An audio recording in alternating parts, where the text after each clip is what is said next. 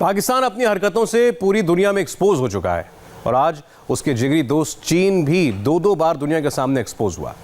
चीन ने पहले दुनिया को कोरोना वायरस दिया और अब कोरोना की नकली वैक्सीन दे रहा है, जिसका विरोध पूरी दुनिया में शुरू हो गया है। कोरोना वायरस का सच का पता लगाने के लिए WHO की टीम वुहान पहुंची तो वहां उसे 14 दिन के लिए क्वारंटीन कर दिया गया। शी जिनपिंग बहुत पैनिक में है क्योंकि चीन का सच से सामना होने लगा है।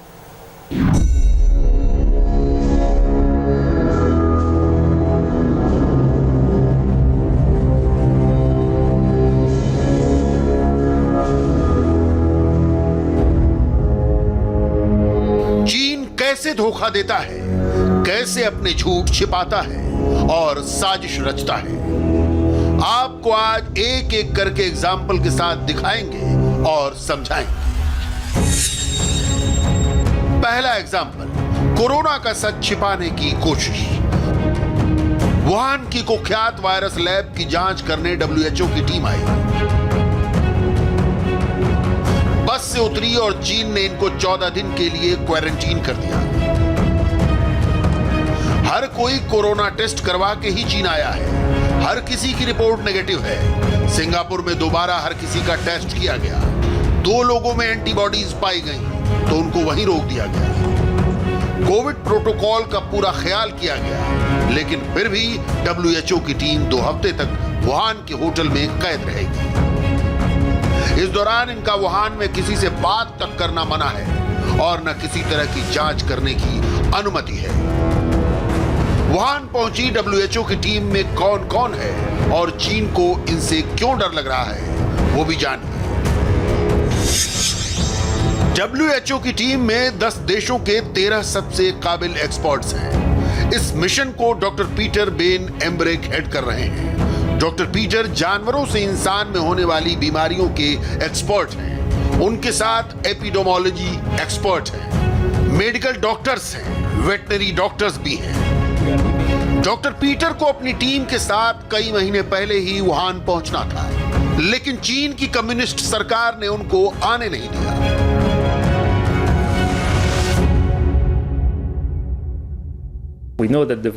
हमें इतना मालूम है कि कोरोना वायरस चमगादड़ में पाए जाते हैं और पिछले दिसंबर 2019 में ये वायरस इंसानों में पाया गया था। आखिर ऐसा क्यों हुआ? क्या चमगादड़ से इंसानों में कोरोना आने से पहले किसी और जानवर में वायरस मौजूद था? अगर हाँ तो कहाँ? काफी जानकारी इकट्ठा करना है। हमें नहीं मालूम उस वक्त क्या क्या हुआ होगा और हमको इसकी जांच करनी है। WHO की टीम के टारगेट में वुहान की बैट लैब और वेट मार्केट है, क्योंकि कोरोना वायरस चीन की साजिश है या गलती, इसका जवाब यहीं से मिलेगा।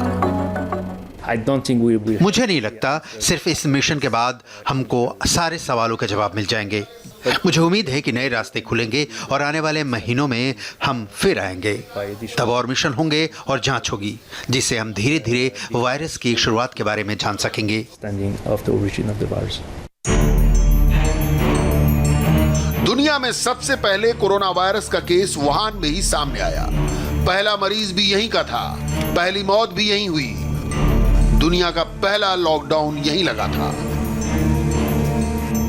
और चीन के मुताबिक कोरोना को सबसे पहले इसी शहर में हराया। विश्व के हर कोने में नए साल का जश्न घरों के अंदर या सोशल डिस्टेंसिंग के साथ मनाया गया, लेकिन वुहान में सड़कों पर हजारों लोगों की भीड़ थी।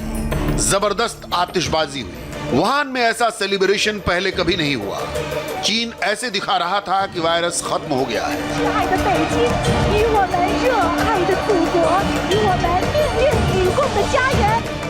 मगर WHO की टीम के पहुंचने से पहले वुहान में लॉकडाउन कर दिया गया।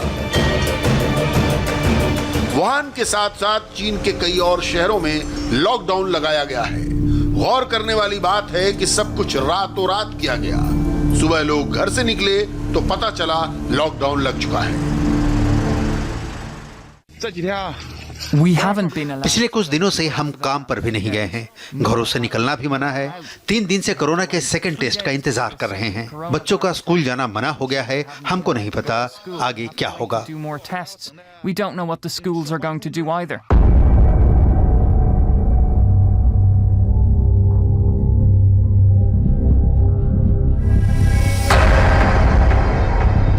आपने ऐसी तस्वीरें पिछले साल देखी होंगी, लेकिन ये सबसे लेटेस्ट चीन का ही वीडियो है।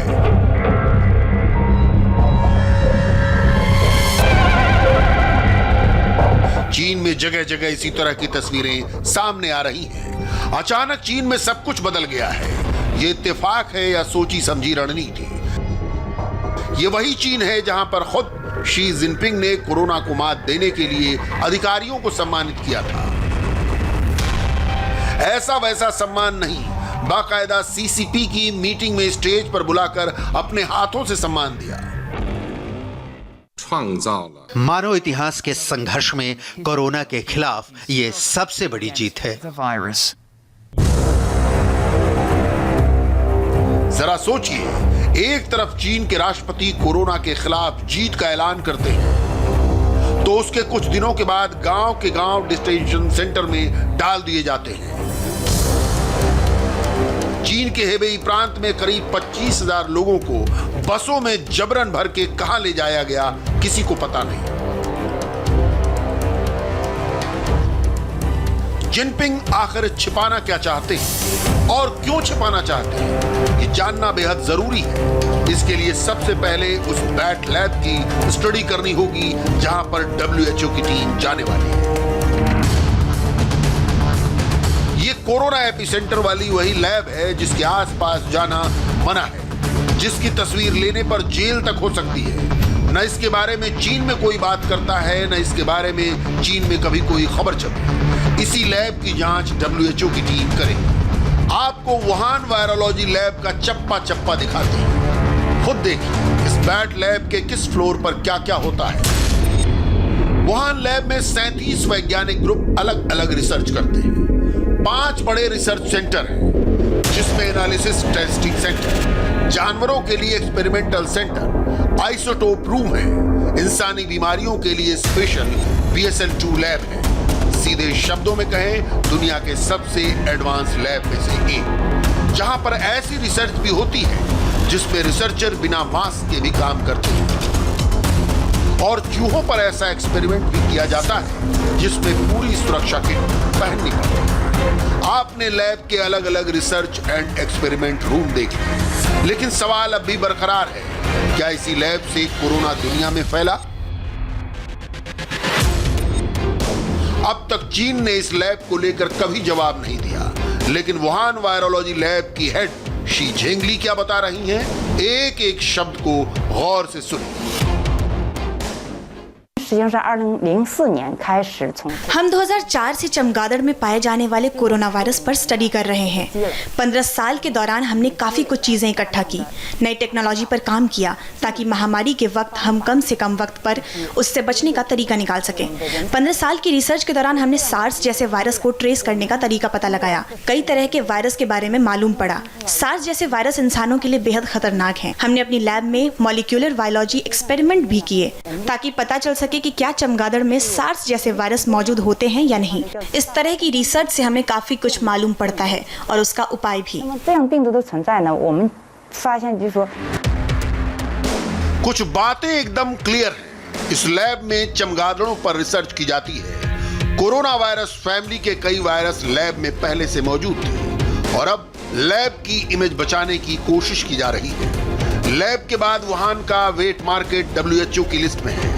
चीन के शुरुआती 27 कोरोना केस का लिंक वुहान वेट मार्केट से निकला, लेकिन जो पेशेंट 0 था, यानी वुहान में कोरोना का पहला पेशेंट, उसका संबंध वुहान मार्केट से नहीं मिला। यानी बहुत कुछ ऐसा है जिसका सच जानना दुनिया के लिए बेहद जरूरी है। चाइनीज पब्लिक को भी वर्ल्ड हेल्थ ऑर्गेनाइजेशन की जांच का इंतजार है।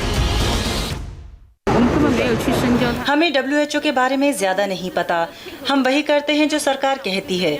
जहां तक सुरक्षा का मुद्दा है तो ये ठीक है। कोरोना की ट्रेसिंग की बात है तो मैं विज्ञान पर भरोसा करती हूँ। अगर उसको सबूत मिलते हैं तो मैं आशा करती हूँ कि वो सही निष्कर्ष तक पहुँचे।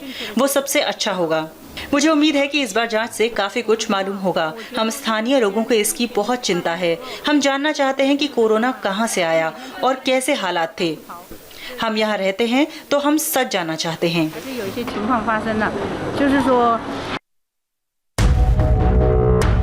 वैक्सीन के नाम पर पानी, चीन ने दुनिया को कोरोना वायरस दिया, करोड़ों लोग इसकी चपेट में आए, लाखों की जान गई। ये सिलसिला अब तक थमा नहीं और चीन ने विश्व को एक और धोखा दे दिया। चीन ने पहले दावा किया उसने कोरोना वैक्सीन बना ली है, सिर्फ अपने लिए नहीं बल्कि वो पूरी दुनिया को वैक्सीन देने की क्षमता रखता है। ये चीन की सिनोवैक बायोटेक का प्रोडक्शन सेंटर है, जहां पर करोड़ों वैक्सीन तैयार की जा रही है। नई प्रोडक्शन लाइन ने निरीक्षण पास कर लिया है। ये अब जल्द से जल्द इस्तेमाल हो सकता है, जिससे हम 50 करोड़ डोज हर साल और बना सकेंगे। हम कह सकते हैं हमारी क्षमता 1 अरब डोज हो गई है। हम एक साल में 50 करोड़ लोगों का वैक्सीनेशन कर सकते हैं, क्योंकि एक आदमी को वैक्सीन की 2 डोज चाहिए होती है। चीन की ऐसी बड़ी बड़ी बातों में आकर ब्राजील, टर्की, थाईलैंड, सिंगापुर ने कोरोना वैक्सीन के लाखों करोड़ों ऑर्डर दे दिए, लेकिन चीन ने यहां पर भी धोखा ही दिया। ब्राजील ने जब चाइनीज वैक्सीन की जांच की तो मालूम हुआ वैक्सीन का एफिकेसी रेट सिर्फ 50.40% है, जबकि चीन ने दावा किया था कोरोना वैक 75% कारगर है। ब्राजील ने 10 करोड़ वैक्सीन का ऑर्डर दिया था, 50.40% यानी कोरोना के हल्के लक्षण वालों पर ही काम करेगी। चीन के धोखे ने ब्राजील को हिलाकर रख दिया। ब्राजील ने सीधे नई दिल्ली फोन किया, वैक्सीन की मदद मांगी। भारत से वैक्सीन लेने के लिए ब्राजील से स्पेशल प्लेन रवाना हो चुका है, जो भारत से 20 लाख वैक्सीन के डोज लेकर वापस जाएगा। ब्राजील के साथ हुआ चाइनीज धोखा वर्ल्ड हेडलाइन बन गया है। अलग अलग देशों में इस पर डिबेट होने लगी है। Researchers in Brazil are already reporting that Sinovac is only 50% effective. There are concerns about the efficacy rate of this Chinese vaccine. Yeah, there's been a lot of discourse around the efficacy of the Sinovac vaccine. Brazil की report देखने के बाद Singapore ने फिलहाल Chinese vaccine पर रोक लगा दी है। अब इसके डेटा की जांच होगी। एक बार डेटा मिल जाए उसके बाद उसकी जांच करेंगे। उसके बाद हमारी एक्सपर्ट कमेटी भी ये जांच करेगी कि सिंगापुर में वैक्सीन का इस्तेमाल करना चाहिए या नहीं। एक बार डेटा आ जाए फिर हम आपसे डिटेल और शेयर करेंगे। इंडोनेशिया में चाइनीज वैक्सीन से टीकाकरण शुरू भी हो गया। सबसे पहले वहां के राष्ट्रपति जोको विडोडो ने चाइनीज वैक्सीन की डोज ली, लेकिन अब इस वैक्सीन को लेकर इंडोनेशिया में डर बैठ गया है, क्योंकि जो कुछ चाइनीज वैज्ञानिकों ने कहा था वो वाकई 100% सच नजर आ रहा है। चीन की एक और वैक्सीन है साइनोफार्म। चाइनीज एक्सपर्ट ताओ लीना ने सोशल मीडिया में एक पोस्ट डाली थी जिसमें लिखा था साइनोफार्म दुनिया की सबसे घटिया वैक्सीन है। इस चाइनीज वैक्सीन के 73 साइड इफेक्ट हैं। चाइनीज वैक्सीन लगाने के बाद ब्लड प्रेशर अचानक बढ़ने लगता है, नजर धुंधली होने लगती है, स्वाद चला जाता है, यूरिन इन्फेक्शन जैसे सीरियस साइड इफेक्ट है। साल 1798 में पहली वैक्सीन बनी थी और 220 साल के इतिहास में आज तक ऐसी कोई वैक्सीन नहीं बनी जिसके साइड इफेक्ट में ब्लड प्रेशर पर असर पड़ता हो। जब ताओ का पोस्ट वायरल हुआ तो कम्युनिस्ट सरकार ने पहले उसको डिलीट करवाया, फिर ताओ से माफी भी पोस्ट करवाई। आपको जानकर हैरानी होगी, चीन दुनिया को मेड इन चाइना वैक्सीन बेच रहा है, लेकिन खुद उसने अपने हाई क्लास लोगों के लिए 10 करोड़ अमेरिकी फाइजर वैक्सीन का ऑर्डर दिया है। चीन पूरी तरह एक्सपोज हो चुका है।